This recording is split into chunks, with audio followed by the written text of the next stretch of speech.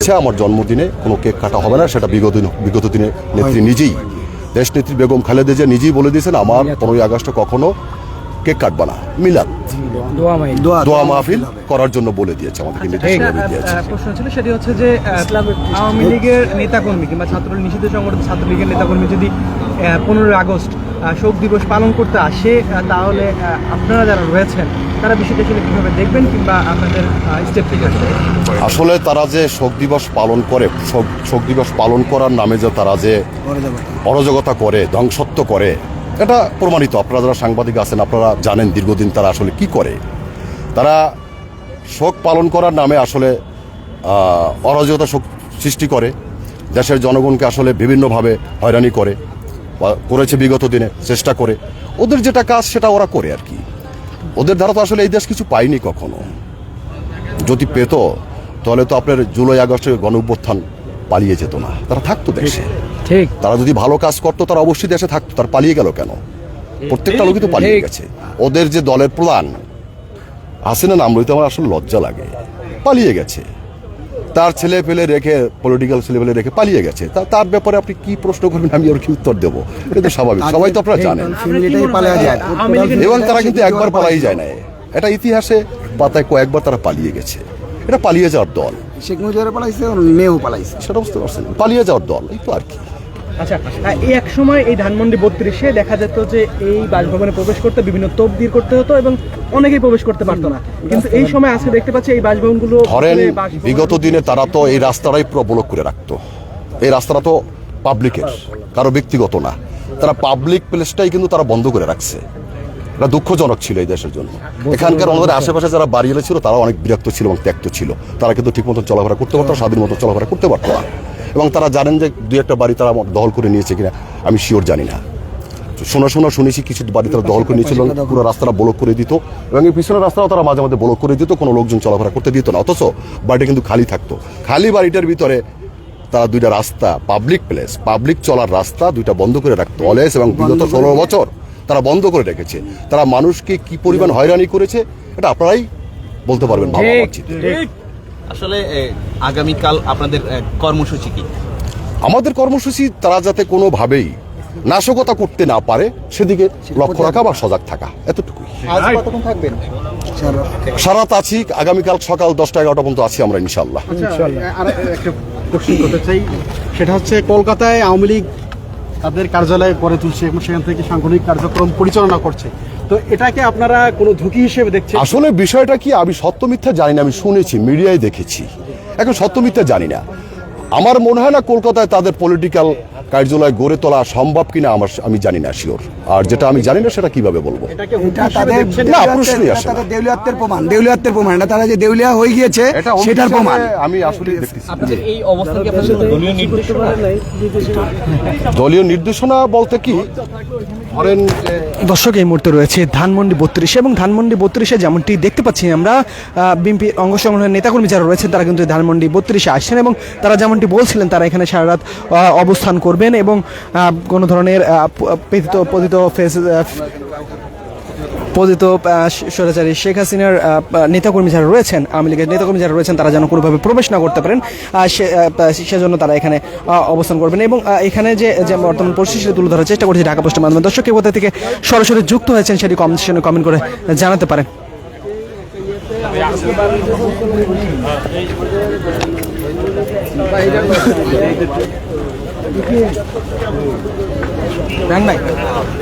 বলছি তাহলে তো আর একটু সময় দেন।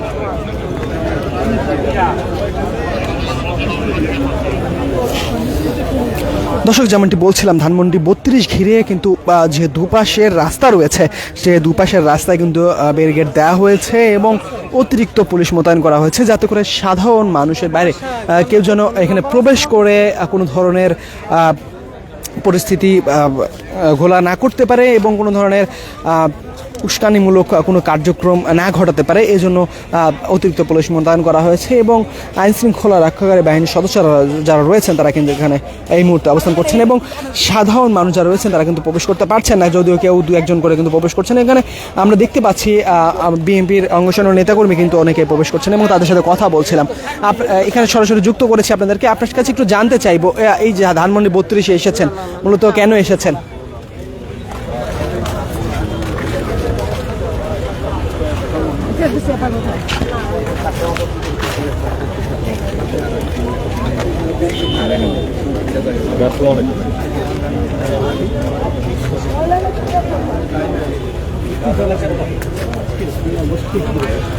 দর্শক, আপনাদেরকে সরাসরি যুক্ত করেছি ঢাকা পোস্টের মাধ্যমে। দর্শক, এখানে যে বর্তমান পরিস্থিতি সেটা জানতে আমাদের সঙ্গেই থাকুন। আপনাদের নেত্রীর জন্মদিন রয়েছে, এই যে মিশ্র একটা প্রতিক্রিয়া, আপনি কি বলছেন?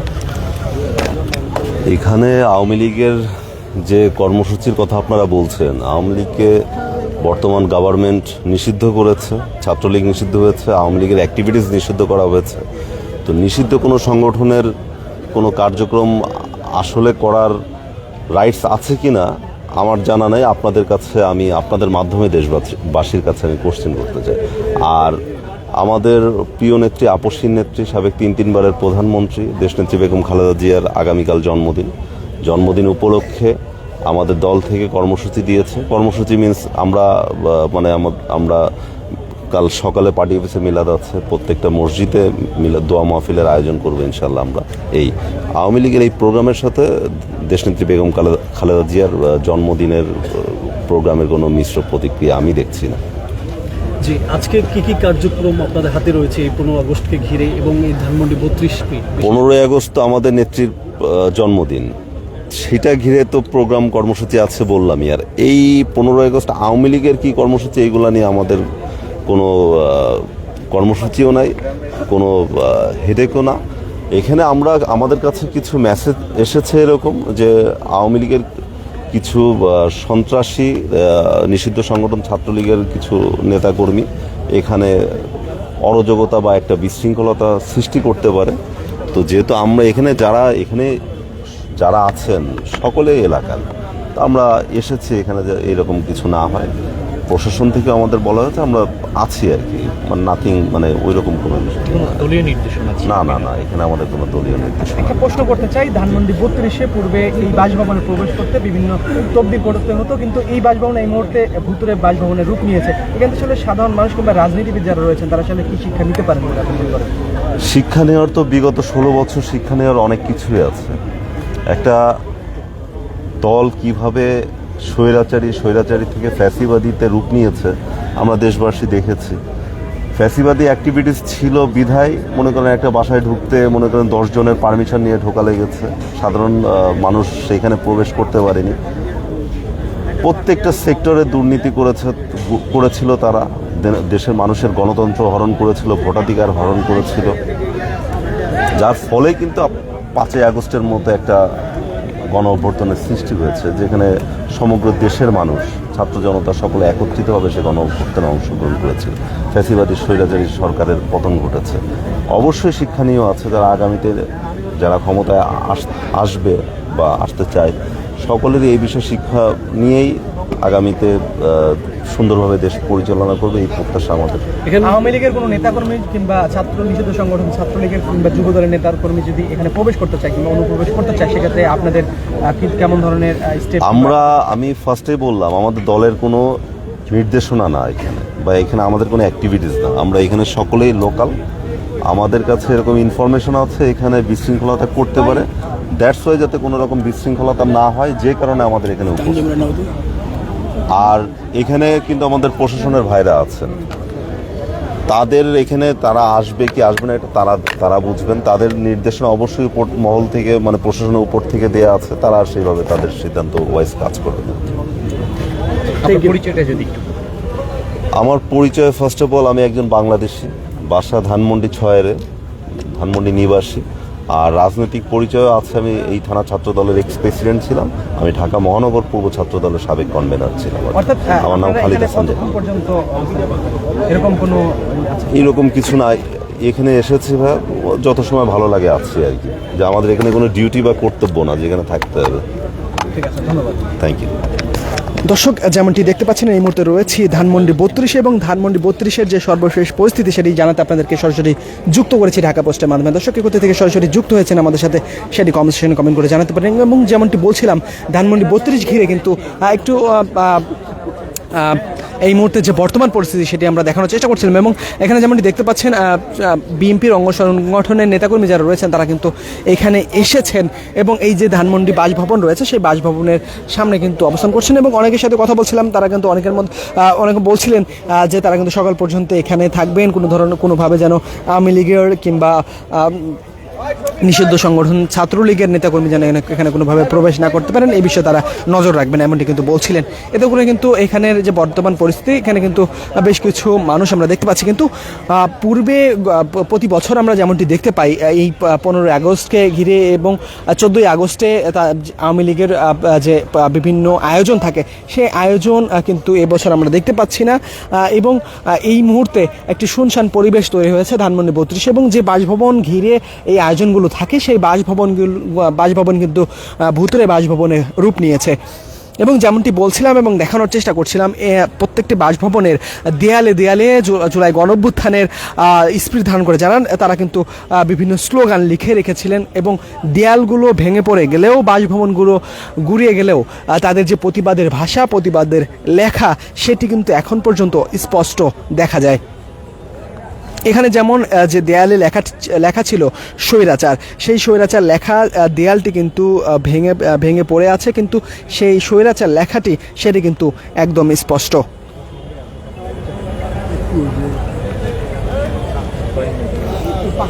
আরও বেশ কিছু বিষয় না বললে নয়। ধানমন্ডি 32-এর যে দুটি গেট রয়েছে প্রবেশ করার এই বাসভবনে, সেই দুপাশের গেটে কিন্তু অতিরিক্ত পুলিশ মোতায়েন করা হয়েছে এবং ব্যারিকেড দেওয়া হয়েছে, যাতে করে সাধারণ মানুষ সবাই যেন প্রবেশ না করতে পারে এবং এখানে যারা প্রবেশ করবেন তারা যেন প্রবেশ করে কোনো ধরনের নাশকতা না করতে পারেন, এই জন্য কিন্তু অতিরিক্ত পুলিশ মোতায়েন করা হয়েছে।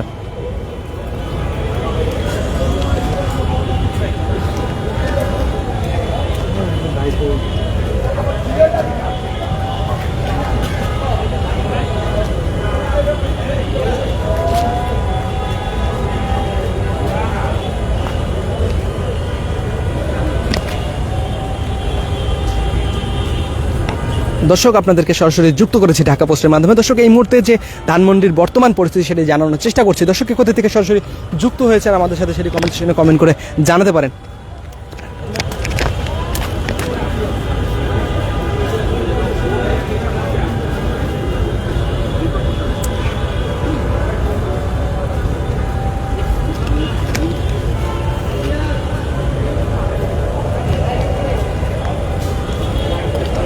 দর্শক, আমরা একটু সামনের দিকে দেখাতে চাই যে মূল সড়ক রয়েছে এই বাসভবন ঘিরে। সেই মূল ফটকে কিন্তু ইতিমধ্যে আমরা দেখতে পাচ্ছি এখানে জল কামান রাখা হয়েছে এবং এখানে কিন্তু ব্যারিকেড দেওয়া হয়েছে, যাতে কোনোভাবেই এখানে কেউ প্রবেশ করতে না পারে এবং কোনো ধরনের বিশৃঙ্খলা না ঘটাতে পারে।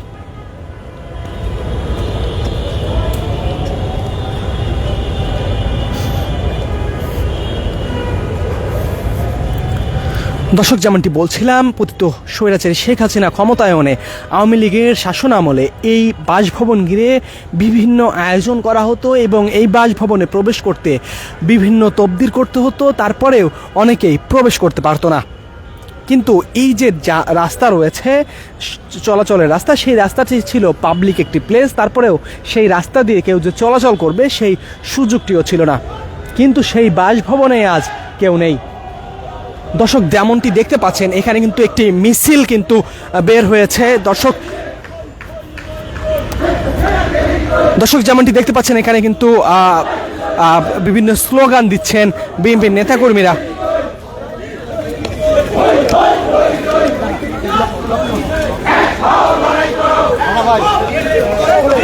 দর্শক, এই মুহূর্তে যেমনটি দেখতে পাচ্ছেন বিভিন্ন স্লোগানে উত্তাল হয়ে উঠেছে ধানমন্ডি 32।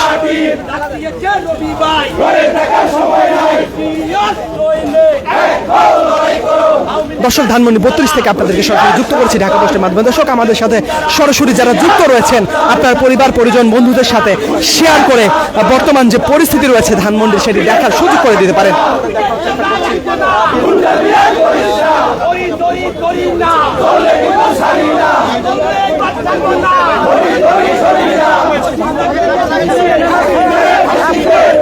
দর্শক যেমনটি দেখতে পাচ্ছেন বিভিন্ন স্লোগান দিচ্ছেন বিএনপি নেতাকর্মীরা রয়েছেন।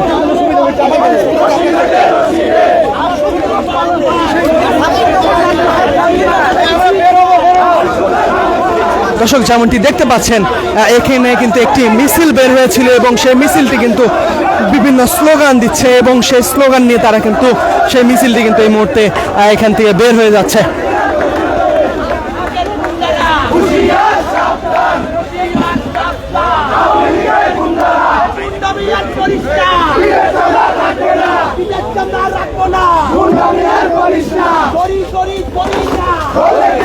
দর্শক যেমনটি দেখতে পাচ্ছেন এই মুহূর্তে কিন্তু এখানে যারা প্রবেশ করেছিলেন তারা কিন্তু বিভিন্ন স্লোগান দিয়ে কিন্তু এই মুহূর্তে ধানমন্ডি 32 ত্যাগ করলেন।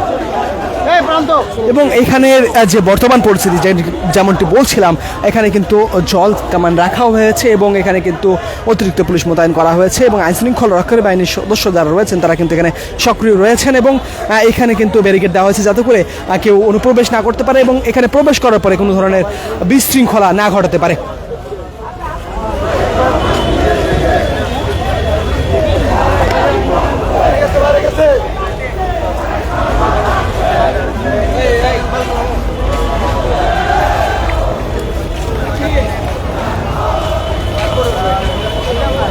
দর্শক যেমনটি এখানের বর্তমান পরিস্থিতি দেখা যাচ্ছে বিএনপির অঙ্গ সংগঠনের নেতাকর্মী যারা রয়েছেন তারা কিন্তু ধানমন্ডি 32-এ কিছু সময় পর পর অনেকেই কিন্তু আসতে শুরু করেছেন এবং যেমনটি এখানে যারা রয়েছেন তাদের সাথে কথা বলছিলাম তারা যেমনটি বলছিলেন তারা কিন্তু সকাল পর্যন্ত এখানে অবস্থান করবেন।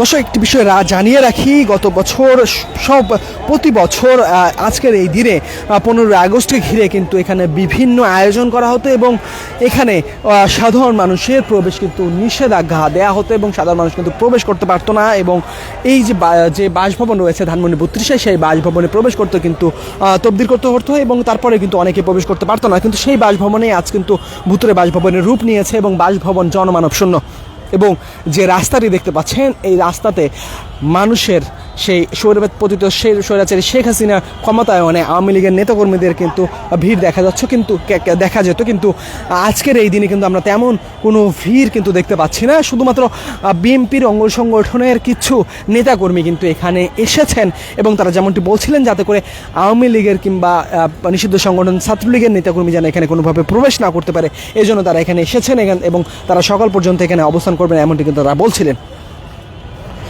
দর্শক ধানমন্ডি 32 থেকে ধানমন্ডি 32-এর সর্বশেষ পরিস্থিতি জানাতে আপনাদেরকে সরাসরি যুক্ত করেছি ঢাকা পোস্টের মাধ্যমে। দর্শকের প্রতি থেকে সরাসরি যুক্ত হয়েছেন আমাদের সাথে সেটি কমেন্ট সেকশনে কমেন্ট করে জানাতে পারেন।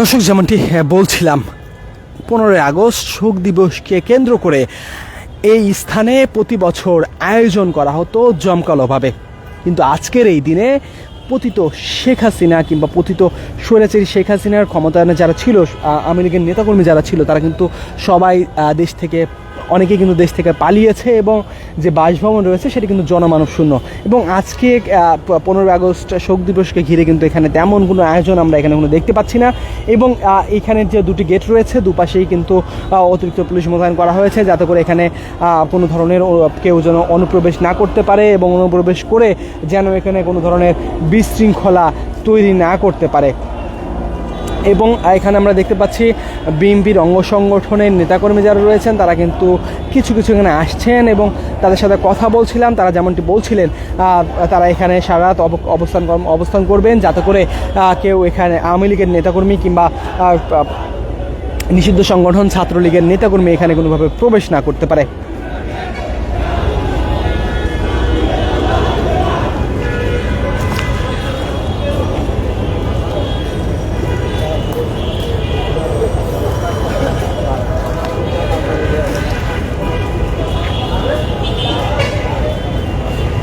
দর্শক, ধানমন্ডি 32-এর সর্বশেষ পরিস্থিতি জানাতে আপনাদেরকে সরাসরি যুক্ত করেছিলাম ঢাকা পোস্টের মাধ্যমে। দর্শক, কে কোথা থেকে সরাসরি যুক্ত ছিলেন আমাদের সাথে সেটি কমেন্ট সেকশনে কমেন্ট করে জানাতে পারেন।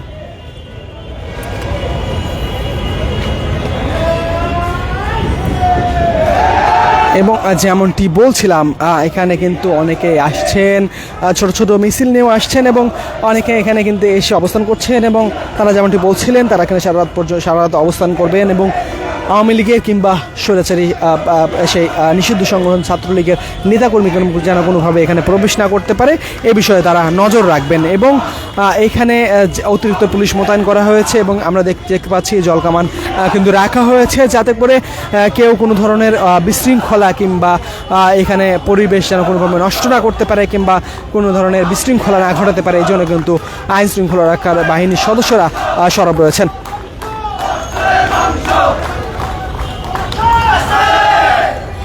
দর্শক, এই ছিল এখানে সর্বশেষ পরিস্থিতি। দর্শক, যে কোনো খবরাখবর সবার আগে পেতে ভিজিট করুন www.dhakapost.com এবং পরবর্তী আপডেট জানতে আমাদের সঙ্গেই থাকুন, কেননা আমরা কিছু সময় পর পর ধানমন্ডি সহ ঢাকার বিভিন্ন স্থানের খবরাখবর আপনাদেরকে জানানোর চেষ্টা করব ঢাকা পোস্টের মাধ্যমে।